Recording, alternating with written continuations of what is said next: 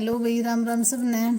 आज हम जो प्रीवियस ईयर क्वेश्चन पेपर का जो कर रहे थे उसका सेट नंबर 21 है। ये है फील्ड इन्वेस्टिगेटर 2016 में पेपर हुआ था। ये पूरा सोल्व करेंगे।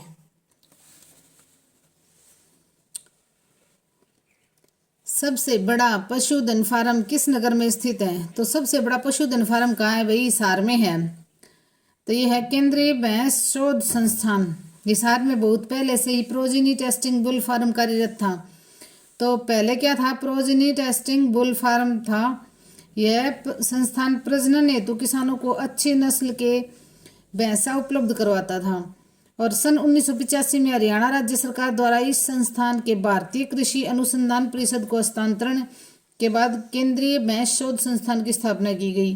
तो कब? 1985 में ये केंद्रीय भैंस शोध संस्थान की स्थापना की गई थी। और जो प्रोजिनी टेस्टिंग बुल फार्म से केंद्रीय भैंस शोध संस्थान के रूप में पुनर्निर्मित यह संस्थान 1 फरवरी 1985 से कार्य कर रहा है। तो ये कब से कार्य कर रहा है? 1 फरवरी 1985 से। इस संस्थान में भैंसों में दुग्ध उत्पादन अक्षमता बढ़ाने के संदर्भ में अनेक शोध व प्रयोग किए जाते हैं। तो बात यह है भाई, सबसे बड़ा पशुधन फार्म कहाँ है? हिसार में। और केंद्रीय भैंस शोध संस्थान 1985 से कार्य कर रहा है। सहयोगी कोशिकाएं अत्यंत निकट से संबंध होती हैं। तो ये किससे संबंध होती हैं? सीव एलिमेंट से।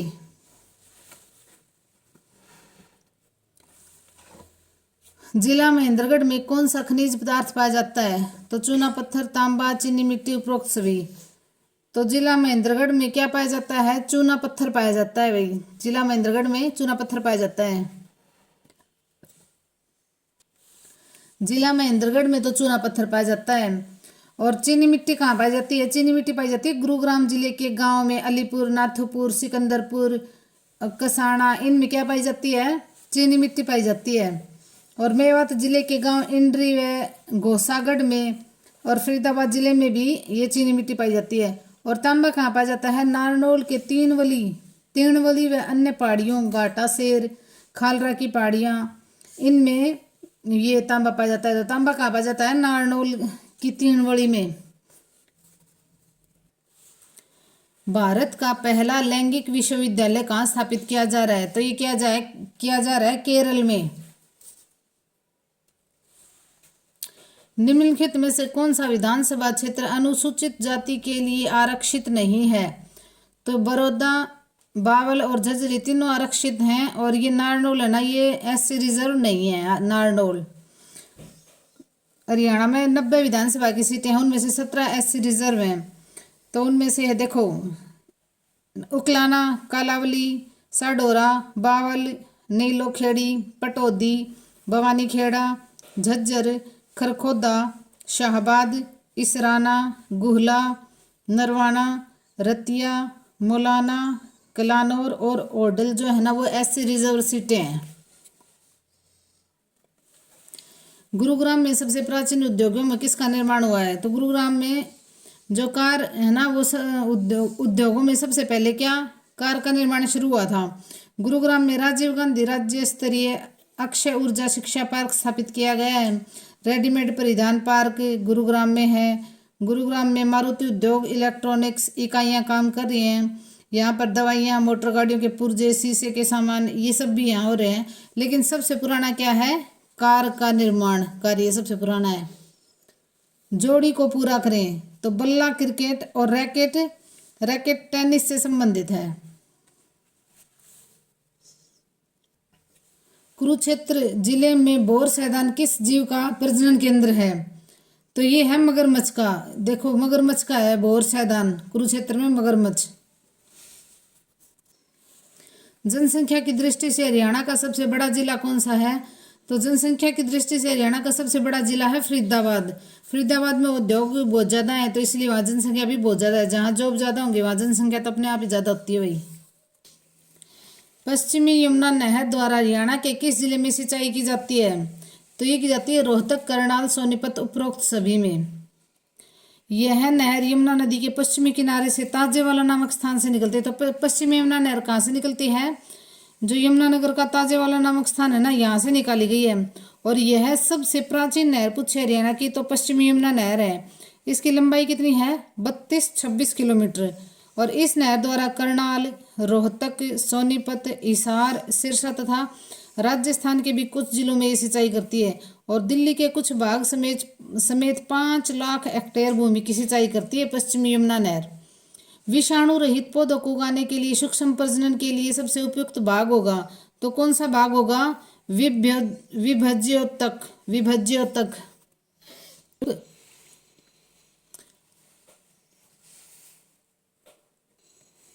1857 की क्रांति में हरियाणा के किस जिले का योगदान रहा? तो ये रहा था गुरुग्राम, हिसार और रोहतक। उपरोक्त सभी का योगदान रहा था 1857 की क्रांति में। शेष शैया पर लेटे विष्णु की मूर्ति सोनीपत जिले में कहाँ से प्राप्त हुई है? तो ये वे फाजिलपुर से शेष शैया पर लेटे विष्णु की मूर्ति सोनीपत के जो फाजिलपुर जिला है ना, उसमें से प्राप्त हुई है। तो देखो ये और भी देख लेते हैं प्राचीन अवशेष कहाँ से मिले हैं। तो सोने तांबे के सिक्के मित्ताथल भिवानी। सोने तांबे के सिक्के कहाँ से मिले हैं? मित्ताथल भिवानी से। इंडो ग्रीक सिक्के खोखराकोट रोहतक। जैन मूर्तियां आसी। योध्य गणराज्य की मोहरें नौरंगाबाद भिवानी से। यज्ञ मूर्तियां पलवल। समुद्रगुप्तकालीन सिक्के मित्ताथल भिवानी से। शेषैया पर लेटे विष्णु की मूर्ति फाजिलपुर सोनीपत से। और टकसालें कहाँ से? अग्रवा से। ये भी मैंने पहले भी करवा रखी है, वहां जाके देख लेना, बहुत अच्छी तरह समझ में आ जाएगा आपको। कौन सा भारतीय राज्य 2016 की दक्षिण एशियाई रग्बी चैंपियनशिप की मेजबानी करेगा? तो ये भी पहले का करंट अफेयर का क्वेश्चन है, तो ये आएगा जम्मू कश्मीर। ये पहले का है। खिलाड़ी राम मेहर का संबंध किस खेल से है? तो इसका संबंध है कबड्डी से। राम मेहर का संबंध किससे है? कबड्डी से। समुद्रगुप्त का परशु प्रकार का सोने का सिक्का किस स्थान पर मिला है? तो समुद्रगुप्त का जो सिक्का था उस पर परशु प्रकार का जो परशु की जो चित्र था वो सिक्का किस स्थान पर मिला है, ये पूछ रखा है। तो ये मिला था मित्ताथल से, भिवानी से मिले थे सोने तांबे के सिक्के। तो समुद्रगुप्त का परशु प्रकार का जो सोने का सिक्का है वो मित्ताथल भिवानी से मिला था। बापोली किस जिले के अंतर्गत आता है? तो बापोली किस जिले के अंतर्गत आता है? पानीपत के अंतर्गत आता है बापोली। इसके अलावा पानीपत, इसराना, समालखा, सनोली भी इसके पानीपत जिले के खंड है। तो बापोली क्या है? पानीपत का खंड है। और कौन कौन से हैं पानीपत के खंड? इसराना, समालखा, सनोली भी इसके खंड हैं। तो बापोली किस जिले के अंतर्गत आता है? पानीपत के अंतर्गत। प्रत्येक गांव में बिजली पहुंचाने का कार्य किसके द्वारा हुआ था? तो प्रत्येक गांव में बिजली पहुंचाने का कार्य बंसीलाल के द्वारा था। बंसीलाल ने 1970 में हरियाणा के हर गांव में बिजली पहुंचा दी थी। और चौधरी बंसीलाल हरियाणा के मुख्यमंत्री था। केंद्रीय रक्षा मंत्री रह चुके हैं, तो केंद्रीय रक्षा मंत्री भी रह चुके हैं बंसीलाल। इन्हें विकास पुरुष के नाम से याद किया जाता है। और ये भिवानी के गोलागढ़ के गांव से संबंधित हैं। और इन्होंने ना नहरों का काम जो हरियाणा में किसने करवाया था? बंसीलाल ने करवाया था। और 1970 में हर गांव में बिजली पहुंचाने का काम बंसीलाल द्वारा किया गया था। सोनीपत जिले के राई नामक स्थान पर खेलकूद स्कूल का क्या नाम है? तो इसका क्या नाम है? इसका नाम है मोतीलाल नेहरू खेलकूद स्कूल। मोतीलाल नेहरू खेलकूद स्कूल। मकर संक्रांति पर्व किस महीने में आता है? तो मकर संक्रांति पर्व आता है भाई अपने जनवरी में। हरियाणा में किस फसल का सर्वाधिक उत्पादन होता है? तो हरियाणा में सबसे ज्यादा उत्पादन होता है गेहूं का। और हरियाणा में सबसे ज्यादा गेहूं का उत्पादन कौन सा जिला करता है? सिरसा। उसके बाद में हिसार, फिर जींद और फिर फतेहाबाद। असहयोग आंदोलन के प्रमुख नेता हरियाणा में कौन थे? तो असहयोग आंदोलन के प्रमुख नेता हरियाणा में थे लाला लाजपत राय। और असहयोग आंदोलन को बल प्रदान करने के लिए फरवरी 1920 में भिवानी में, और 16 फरवरी 1920 को कलानौर में, और 17 फरवरी 1920 को रोहतक का दौरा किसने किया था? महात्मा गांधी ने। तो 15, 16, 17 फरवरी को गांधी जी भी हरियाणा में यहाँ आए थे असहयोग आंदोलन के लिए। किस राज्य सरकार ने अनुसूचित जातियों के लिए एक संस्कृत विश्वविद्यालय खोलने के लिए हाल ही में घोषणा की है? तो ये है हरियाणा सरकार ने संस्कृत विश्वविद्यालय खोलने की घोषणा की थी। किस राज्य सरकार द्वारा कृषि प्रसंस्करण और कृषि विपणन प्रचार नीति 2015 की शुरुआत की है? तो ये की है राजस्थान सरकार ने। दीनबंधु छोटूराम विज्ञान व प्रौद्योगिकी विश्वविद्यालय कहाँ स्थित है? तो ये है दीनबंधु छोटूराम विश्वविद्यालय कहाँ है? तो ये है भाई मुरथल सोनीपत में। और यह विश्वविद्यालय 1987 में हरियाणा के मुरथल में शुरू किया गया था। यह राज्य में प्रथम सरकारी इंजीनियरिंग कॉलेज भी है। राज्य का प्रथम सरकारी इंजीनियरिंग कॉलेज भी है। कौन सा? दीनबंधु छोटूराम विज्ञान व प्रौद्योगिकी विश्वविद्यालय। तो देखो ये नया ही क्वेश्चन है कि राज्य का पहला इंजीनियरिंग कॉलेज कौन सा है? दीनबंधु छोटूराम। और विश्वविद्यालय में तकनीकी शिक्षा की गुणवत्ता सुधार कार्यक्रम चरण 2 विश्व बैंक परियोजना से सम्मानित किया गया था। तो इसको सम्मानित भी किया जा चुका है अभी दीनबंधु छोटूराम कॉलेज को। और ये कहाँ है? मुरथल के सोनीपत के मुरथल में। सूरजकुंड का निर्माण किसके द्वारा कराया गया था? तो ये करवाया था अनंगपाल द्वितीय द्वारा। सूरजकुंड का निर्माण तोमर वंश के राजा सूरजपाल ने करवाया था, लेकिन सूरजपाल इसमें है नहीं। तोमर वंश के राजा सूरजपाल ने करवाया था। यह फरीदाबाद जिले में है तथा यहाँ प्रतिवर्ष फरवरी मास में हस्तशिल्प तथा सांस्कृतिक महोत्सव लगता है। और अनंगपाल द्वितीय ने इसका पुनः निर्माण करवाया था। तो इसका तोमर वंश के राजा जो सूरजपाल थे ना, उन्होंने इसका निर्माण करवाया था। किसने? सूरजपाल ने। हरियाणा के किस जिले में महिला साक्षरता दर न्यूनतम है? तो सबसे कम महिला साक्षरता दर है भाई मेवात में। उसके बाद में है पलवल में। किस भारतीय राज्य में भारत में पहली बार पैराग्लाइडिंग विश्व कप 2015 की मेजबानी की थी? तो हिमाचल प्रदेश ने की थी। किसने की थी? हिमाचल प्रदेश ने। बहादुरगढ़ नगर किस जिले के अंतर्गत आता है? तो बहादुरगढ़ नगर किस जिले के अंतर्गत आता है? भाई बहादुरगढ़ झज्जर के अंतर्गत आता है। और झज्जर को ना शहीदों का शहर भी बोलते हैं। और प्राचीन समय में जो प्राचीन नाम है ना बहादुरगढ़ का, वो क्या है? शरफाबाद। और झज्जर को क्या बोलते हैं? शहीदों का शहर। और 1757 में यह जागीर बहादुर खान पठान को दी गई थी। तो ये जागीर किसको दी गई थी? 1757 में जागीर बहादुर खान पठान को, बहादुर खान को ये दी गई थी। 1865 में बहादुरगढ़ में लाला भगवान दास ने एक तालाब का निर्माण करवाया था। तो ये पूछ सकते हैं भी बहादुरगढ़ में तालाब का निर्माण किसने करवाया था? तो भगवान दास ने करवाया था। और ये बहादुरगढ़ नगर किसके अंतर्गत आता है? झज्जर के अंतर्गत। हरियाणा में पक्की सड़कों की सबसे ज्यादा लंबाई किस जिले में है? तो ये है भाई हिसार में। पहले भिवानी में थी, लेकिन भिवानी से जब दादरी अलग हो गया तो अब हिसार में होगी सबसे ज्यादा लंबाई। किस राज्य सरकार ने सरकारी नौकरियों में महिलाओं को 33% आरक्षण देने का फैसला लिया है? तो ये उस टाइम का करंट का क्वेश्चन था। ये है मध्य प्रदेश। पानीपत की तीसरी लड़ाई से संबंध स्थान है? तो पानीपत की तीसरी लड़ाई से संबंध स्थान है काला अम्ब। काला अम्ब पानीपत। पानीपत की तीसरी लड़ाई देखो 14 जनवरी 1761 को हुई थी।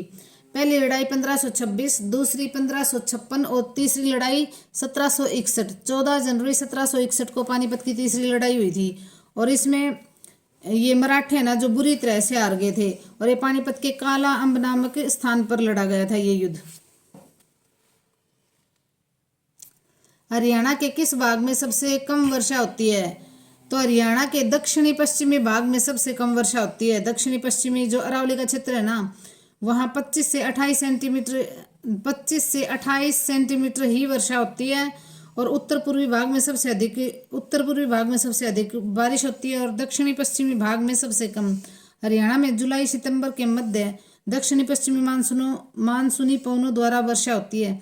तो हरियाणा में जुलाई से सितंबर में बारिश होती है और दक्षिणी पश्चिमी मानसूनी पवन है ना, उनके द्वारा वर्षा होती है। किनके द्वारा? दक्षिणी पश्चिमी मानसून पवनों के द्वारा। पृथ्वी पर किसी पिंड की मुक्त गति है? तो पृथ्वी पर किसी पिंड की मुक्त गति क्या है? ये है भाई 11.2 किलोमीटर। कितनी है? 11.2 किलोमीटर। किसी एक तंत्रीवाद पर सांगी व लोक गायक गीत गाते हैं। तो ये किस पर गाते हैं? ये गाते हैं सारंगी पर। किस एक तंत्रीवाद पर सांगी व लोक गायक गीत गाते हैं? तो किस पर? सारंगी पर। निम्न में से कौन सा कथन गलत है? तो ये कौन सा कथन गलत है? वायुमंडल के ऊपरी भाग में ओजोन जीवधारियों के लिए हानिकारक है। तो वायुमंडल के ऊपरी भाग में ओजोन क्या है? जीवधारियों के लिए हानिकारक है। ये कथन गलत है और सारे सही हैं। भाई किताब पढ़ता है इस वाक्य का कर्मवाच्य रूप है। तो इस वाक्य का कर्मवाच्य रूप क्या है? भाई से किताब पढ़ी जाती है। ये इसका कर्मवाच्य हो गया, भाई से किताब पढ़ी जाती है। पशुओं का डैश, पशुओं का क्या होगा? पशुओं का होगा भाई झुंड, पशुओं का होगा झुंड। आंखों में पानी है रेखांकित पद में कारक है। तो ये क्या कारक है? अधिकरण कारक है। इसमें ये पूरे कारक देखो भी, कर्ता ने क्रम को, करण से, संप्रदान को के लिए, आपादान से अलग, और संबंध का के की रा रे री, और अधिकरण में पर, संबोधन हे अजी अहो अरे इत्यादि ये आएंगे भी। ये कारक कर लो, उसमें से ये क्वेश्चन सोल्व हो जाएगा। जिसे घूमने की आदत हो उसे कहते हैं। तो उसे क्या कहते हैं? जिसे घूमने की आदत हो उसे कहते हैं घुमक्कड़। चालाकी शब्द है। तो चालाकी क्या शब्द है? चालाकी शब्द है संज्ञा। जिस संज्ञा शब्द से पदार्थों की अवस्था, गुण, दोष, धर्म आदि का बोध होता है ना, उसे क्या कहते हैं? भाववाचक संज्ञा कहते हैं। प्रश्न में निहित चालाकी शब्द विशेषण चालाक से निर्मित है। तो ये क्या होगा? ये संज्ञा होगी। चालाकी शब्द क्या है? संज्ञा है।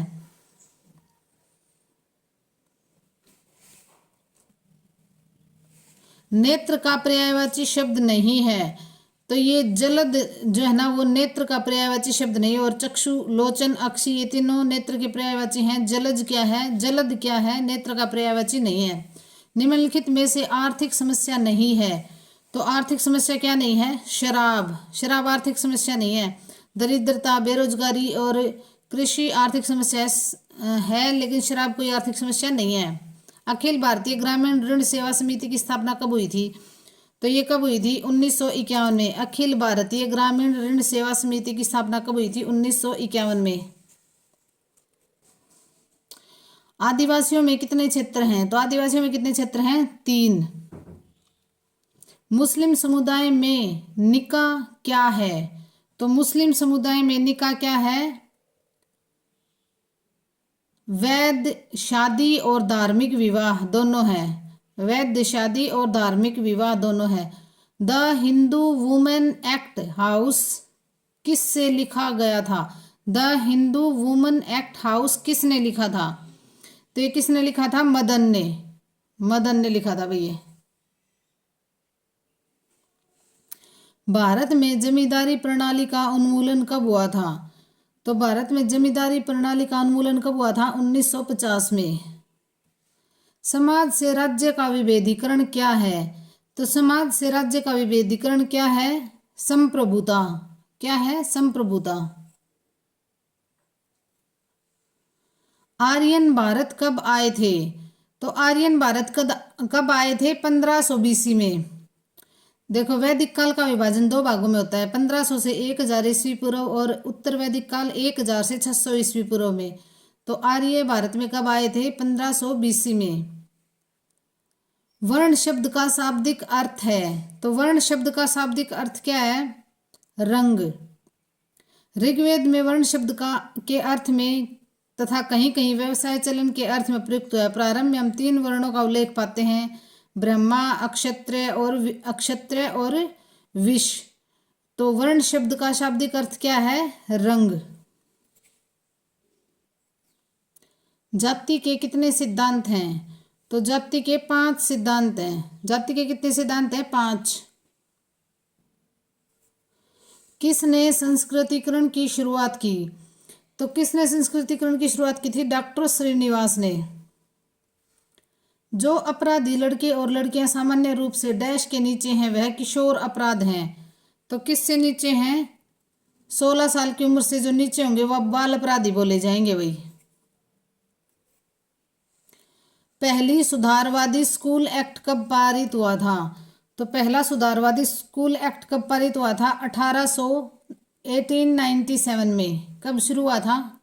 पारित हुआ था 1897 में। पुनः प्रेषण ग्रहों किसके द्वारा प्रतिबंधित किया गया? पुनः प्रेषण ग्रहों किसके द्वारा प्रतिबंधित किया गया था? तो ये निजी कल्याण अभिकरण। किस द्वारा? निजी कल्याण अभिकरण द्वारा। युवा अशांति जो किसके द्वारा वर्णित है? युवा अशांति, विद्यार्थी विद्रोह, छात्र शक्ति, विद्यार्थी सक्रियता, उपयुक्त सभी। किस प्रकार का विवाह अवैध है? तो ये बाल विवाह जो है वो अवैध है। देखो भी, बाल विवाह को अवैध माना जाता है और ये बाल विवाह प्रतिषेध अधिनियम 2006 में प्रभाव में आया था। तो बाल विवाह प्रतिषेध अधिनियम 2006 में प्रभाव में आया था, जिससे बाल विवाह को रोकने और बाल विवाह करने व कराने वालों को कठोर दंड दिया जाएगा। तो 2006 में ये प्रभाव में आया था। इनमें से एक सामाजिकरण की कोई एजेंसी नहीं है। तो क्या नहीं है? राजनीतिक दल एक सामाजिकरण की कोई एजेंसी नहीं है। किसी भी समाज में वर्ग सामाजिक डैश के आधार पर है। तो ये स्त्रीकरण के आधार पर है। सत्रीकरण क्या है? सत्रीकरण वह प्रक्रिया है जिसमें व्यक्तियों के समूहों को उनकी प्रतिष्ठा, संपत्ति और शक्ति की मात्रा के सापेक्ष पदानुक्रम में विभिन्न श्रेणियों में उच्च से निम्न रूप में स्त्रीकृत किया जाता है। तो ये क्या होगा? किसी भी समाज में वर्ग सामाजिक सत्रीकरण मतलब स्तर होते हैं भाई, प्रतिष्ठा, संपत्ति और शक्ति के आधार पर स्तर हैं, उनके आधार पर व्यक्तित्व किसका उत्पाद है? तो ये है संस्कृति का। व्यक्तित्व किसका उत्पाद है? संस्कृति का। सामाजिक स्त्रीकरण है, सामाजिक सत्रीकरण है। तो क्या है? ये है उपयुक्त सभी, प्राचीन, सार्वभौमिक और सामाजिक। क्या होगा? उपयुक्त सभी। मनोविज्ञान मानव मानसिक प्रक्रिया का अध्ययन करता है, जैसे कि, तो इसमें क्या आएगा? भावना, स्मृति और बुद्धि, इसमें भी उपयुक्त सभी आएगा। जनजाति समाजशास्त्र में किस विषय पर कब्जा कर रहे हैं? जनजाति समाजशास्त्र में किस विषय पर कब्जा कर रहे हैं? तो ये आएगा भी केंद्रीय। भारत में ग्रामीण समाजशास्त्र के लिए एक परिचय किसके द्वारा लिखा गया है? तो किसके द्वारा लिखा गया है? ये डॉक्टर देसाई के द्वारा। भारतीय समाजशास्त्र के पिता कौन हैं? तो ये कौन है? जी.एस. धुर्वे। भारतीय समाजशास्त्र के पिता कौन है? जी.एस. धुर्वे। पंचायत राज पंचायत राज प्रणाली किस सिद्धांत पर आधारित है? तो ये है प्रशासन के लोकतांत्रिक विकेंद्रीकरण पर। प्रशासन के लोकतांत्रिक विकेंद्रीकरण पर। लोकतंत्र में शिक्षा को डैश समझा जाना चाहिए। तो लोकतंत्र में शिक्षा को क्या समझा जाना चाहिए? एक सामाजिक कार्य है। समाजीकरण में कितने चरण हैं? तो समाजीकरण में कितने चरण हैं? 4। कौन कौन से चरण हैं? परिवार, मित्रों का समूह, पड़ोस, शिक्षा। जनता किस प्रकार के समूह का प्रतिनिधित्व करता है? तो जनता किस प्रकार के समूह का प्रतिनिधित्व करता है? असंगठित समूह का। नृविज्ञान किन 2 विषयों के सदस्य के रूप में मनुष्य का अध्ययन करता है? तो ये करता है पशु जगत और मानव समाज। पशु जगत और मानव समाज। भारतीय समाज के प्रत्येक सदस्य के जीवन को बड़े पैमाने पर किससे प्रभावित होना चाहिए? तो ये किससे प्रभावित होना चाहिए? 3 प्रणाली से। केरल के नंबूदिरीस किस रूप में जाने जाते हैं? तो ये किस रूप में जाने जाते हैं? एल्लोम संयुक्त परिवार। एल्लोम संयुक्त परिवार। समाजशास्त्र शब्द किसके द्वारा गढ़ा गया था? तो समाजशास्त्र शब्द ऑगस्ट काम्टे द्वारा।